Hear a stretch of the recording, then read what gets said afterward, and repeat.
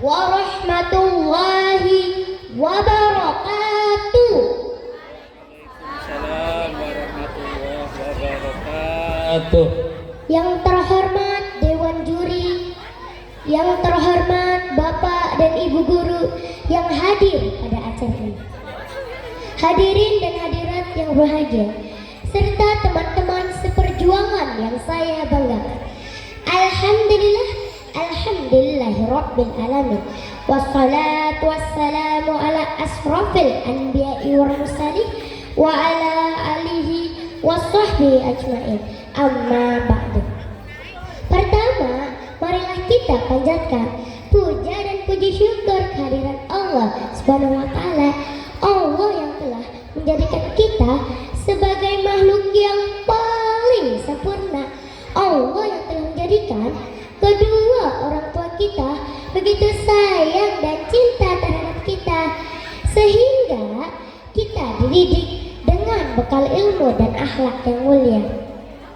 Salawat dan salam semoga tetap terlimpahkan kepada idola kita, yakni baginda Rasulullah SAW, juga kepada keluarganya, sahabatnya, dan kita sebagai umatnya, sehingga kita kelak mendapat syafaatnya di yaumil kiamah. Amin ya rabbal alamin. Hadirin dan teman-teman yang berbahagia, dalam kesempatan yang mulia ini, perkenalkan, nama saya Anindya Korona Salarianto dari kelas 2 di SD 3 Kopiah akan menyampaikan sebuah tausiah dengan judul berbakti kepada kedua orang tua. Teman-teman dan hadirin semua, dalam hadisnya Rasulullah SAW bersabda, birrul walidaini wajibun, artinya berbakti kepada kedua orang tua adalah wajib. Kenapa berbakti kepada kedua orang tua dicatat sebagai suatu kewajiban?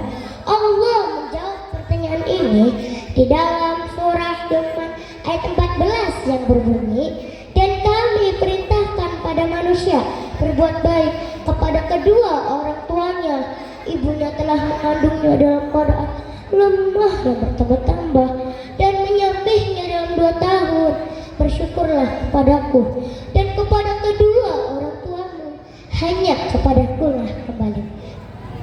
Nah teman-teman, ayat ini menunjukkan betapa besar jasa orang tua kepada kita sejak dalam kandungan kurang lebih 9 bulan lamanya sampai muncullah kita sekarang. Coba bayangkan, masih ingatkah ketika kita berada dalam kandungan ibu dengan kondisi kandungan yang semakin besar dan berat? Ibu membawa kita pergi kemana-mana, ke pasar kita ikut, ke mall kita ikut, ke sawah kita ikut, bahkan ke belakang pun kita ikut.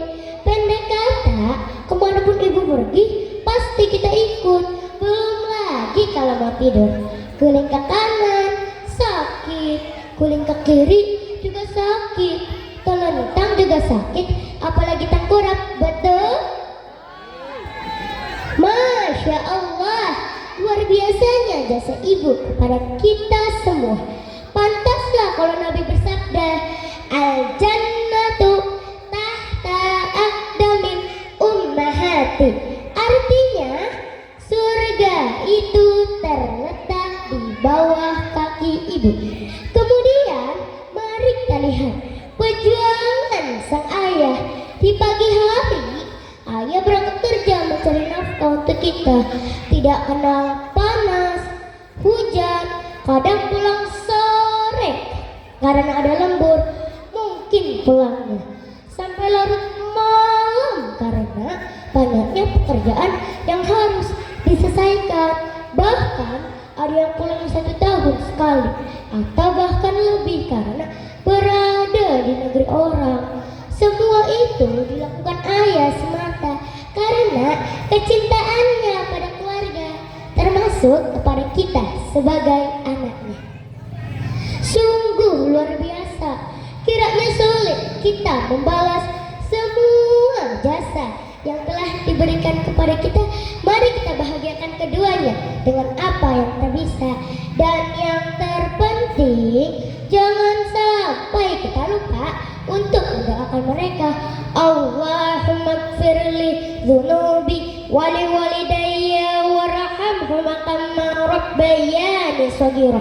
Artinya, ya Allah, ampunilah dosaku dan dosa kedua orang tuaku.